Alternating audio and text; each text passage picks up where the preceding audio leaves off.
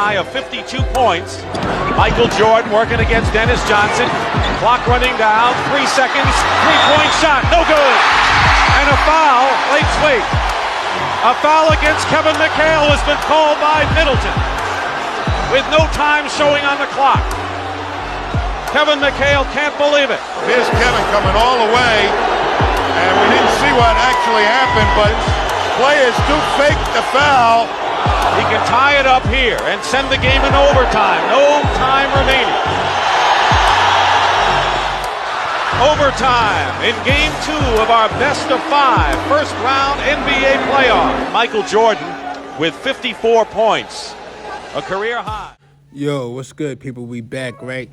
You know, earlier I put up a video talking about the NBA rigging after LeBron last night was talking, you know, he was mad, like, yo, what the F is the point of having a replay center if you have a replay center and you still don't get the call right?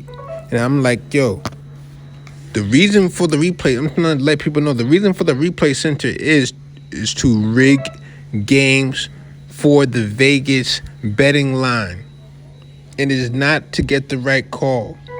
I hope people understand that shit. When they're at the replay center is where they be like, oh, okay, well, this is what they get to see what actually happened. Then they get the call. They're like, okay, so how many points do they have to go up? How many points do they have to win by? Okay, there are 3 more possessions. Okay, so we're going to try to force them to take 6 more free throws. Okay, 6 more free throws, right? That's what you said. 6 more, and then make sure that we call a offensive foul on the other team so they don't even get a shot up, right? Because they have to win by 4 points.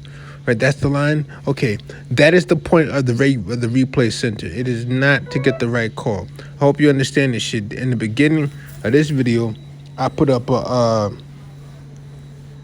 it's a clip from when Jordan dropped 63 at Boston Garden. Now, when you tell the truth, like, I guess Boston Celtic fans, are these NBA fans and Boston fans, are they the same people? I don't know. But you know, the Boston Celtics, their franchise has, 17 championships? In all actuality, they probably have maybe 2 to 3. Maybe 2 to 3 times they may have been the best team in the league. Other than that, it has all been rigging, all been cheating. You know what I'm saying? All been cheating. Bill Russell has 11 rings. In all actuality, he has like 2 rings. And I hate saying, like, rest in peace to Bill Russell, man. Rest in peace to the GOAT, Bill Russell. You respect everything he did. But, but being honest about it, though. Being honest, I know people hate honesty now. I know honesty can get you lynched now. But NBA rigging is not new at all. Do you think so?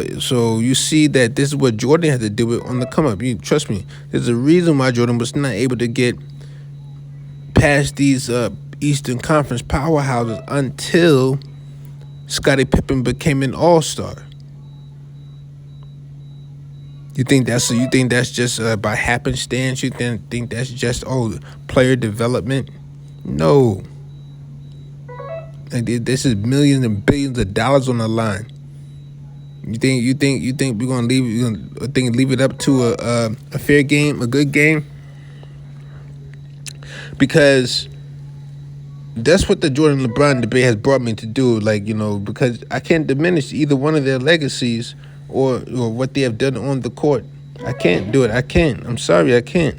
I can't, you know, be like, oh, one is better than the other when I know the actual truth about basketball. I know the actual truth, and I know the actual truth about the NBA. Those are 2 different things. Basketball and the NBA are 2 different games.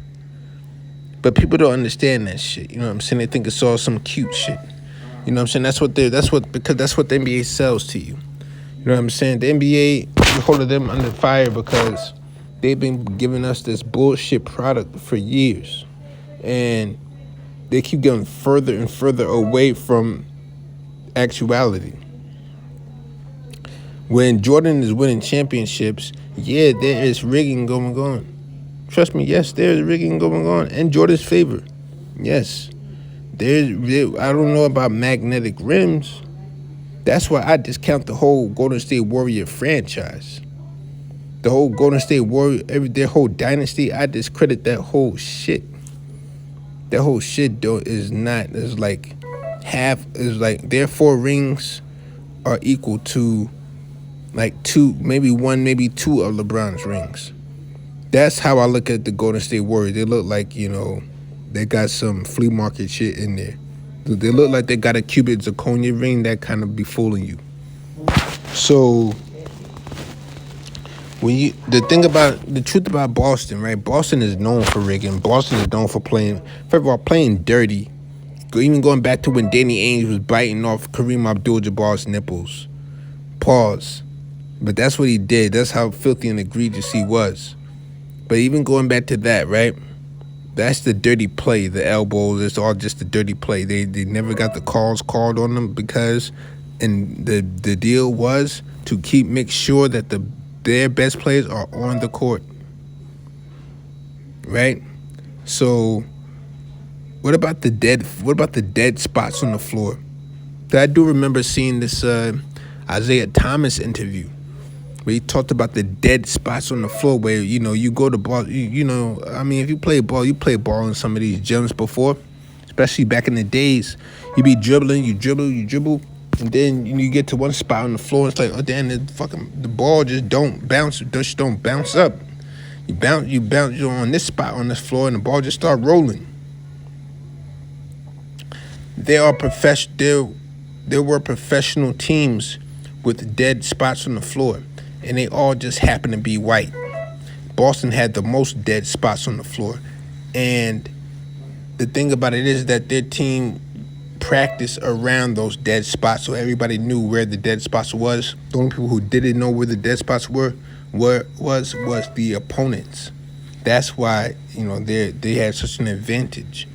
But Milwaukee, egregious white franchise, known for having dead spots on the floor. Phoenix back in the days, known for having dead spots on the floor. You be dribbling, just should just start rolling because the ball don't bounce no more because they're dead spots on the floor. So let's pay attention to the rigging upcoming in the NBA. The upcoming rigging in the NBA, in the LA Clippers series.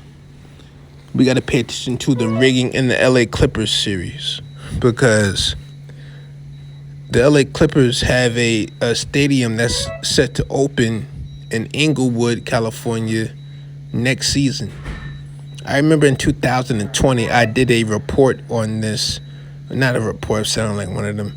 I did a video on this talking about, this was like after Nipsey had got killed. And after Nipsey had got killed, I'm trying to think of what was it, where they moved something to Inglewood. I forgot what exactly it was, but it was something about Nipsey and Inglewood.